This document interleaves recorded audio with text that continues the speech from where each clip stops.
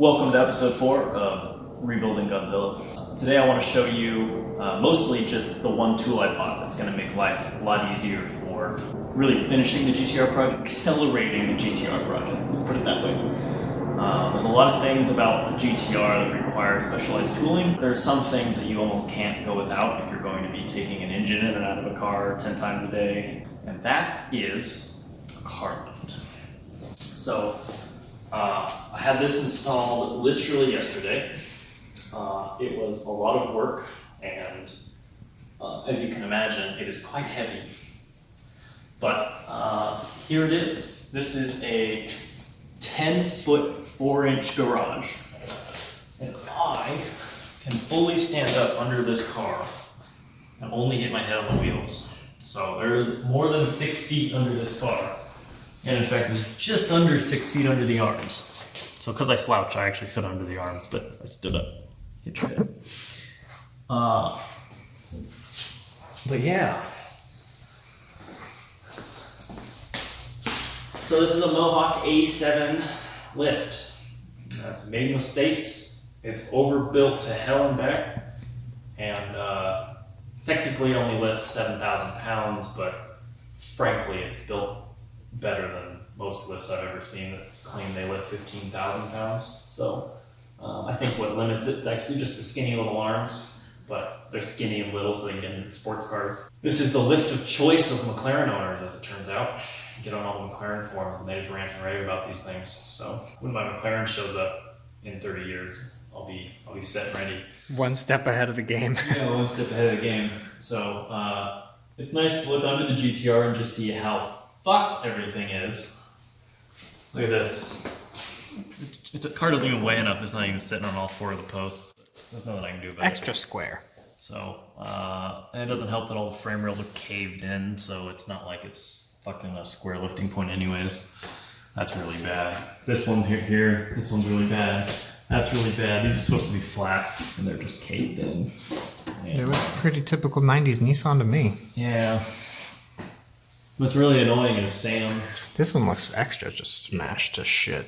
There's a guy in Eugene named Sam who has a GTR, and it's fucking perfect. It's like no one's ever picked it up before. It'll be nice to actually get under here and work on things. You know, usually like the 4-wheel drive pump sits on top of the diff, and that's such a nightmare to get to. And I wasn't gonna put it there, but now that like I can stand under the car and work on it, like I might just put it back here because that's where it goes and moves it backwards and further down than I was gonna put it. So technically the weight distribution is better if I move it back and down, back on top of the diff.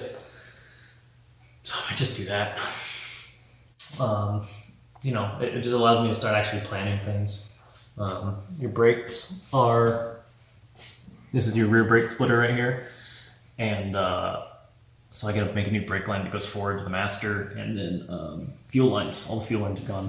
Which I think from the factory they run right here along this rail. That's all these holes are for, is to bolt the lines to. Yeah, you can see the little dust line from where one line was bolted. So I gotta run new fuel lines and brake lines, front to rear. I'm kind of torn between doing that now and waiting until some stuff's back in it so I can figure out exactly where everything's gonna land. Yeah, the engine in the GTR has to come out the bottom. It's not that it has to come out the bottom, it's just that it makes more sense to come out the bottom. it's designed to come out the bottom, let's put it that way. I've always said this, but now you can actually see it. This is where the transmission cross-member bolts, 4 bolts total. That drops the transmission from the engine. And then you have 2 subframe bolts here, 2 here, 2 here, and 2 here. So 8 total for the subframe.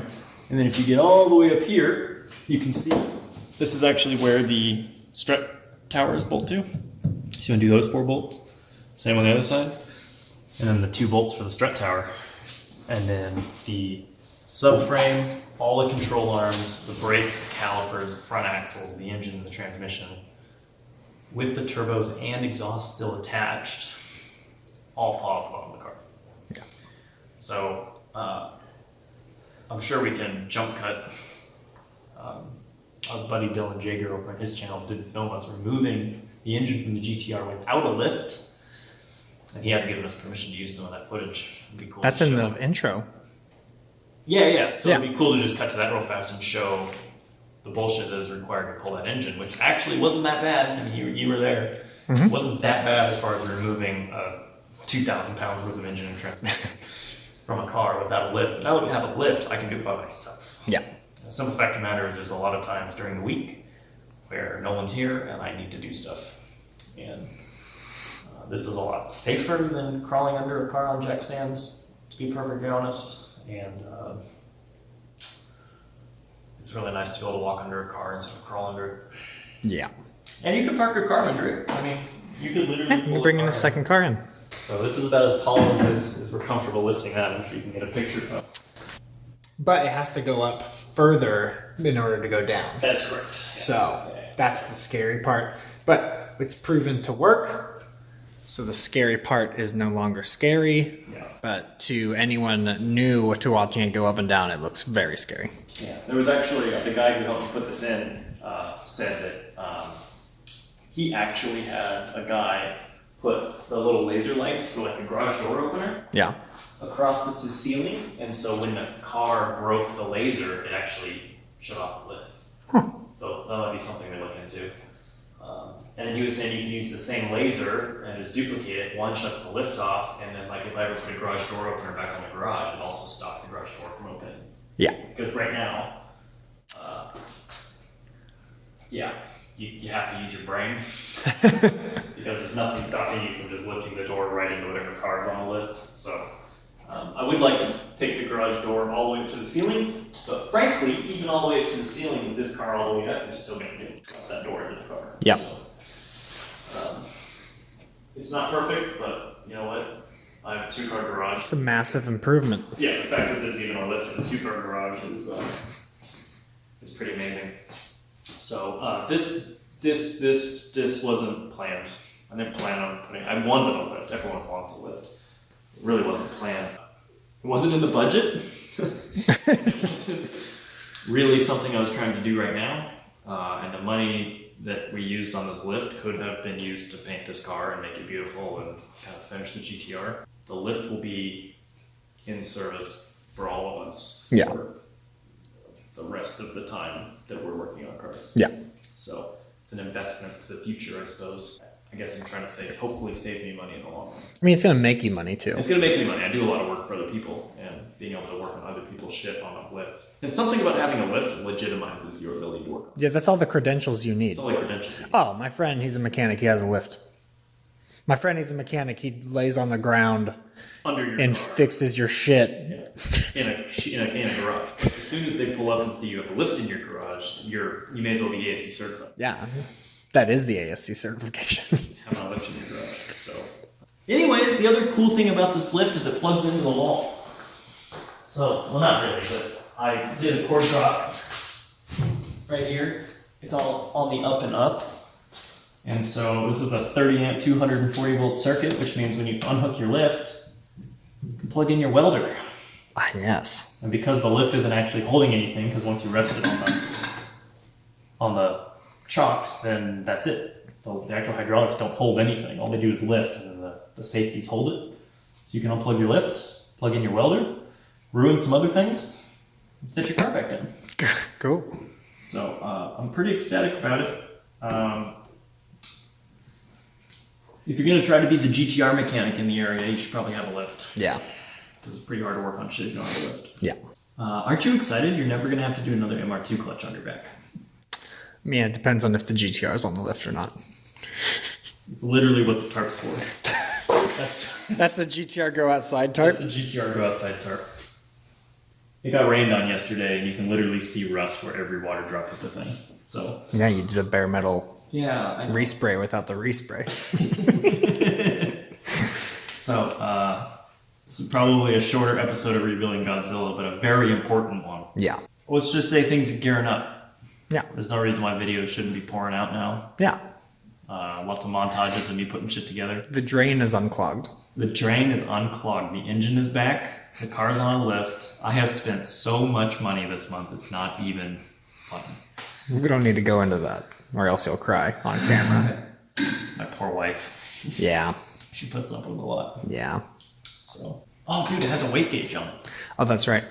So when you're lifting, it will roughly tell you what the car weighs, give or take 5%.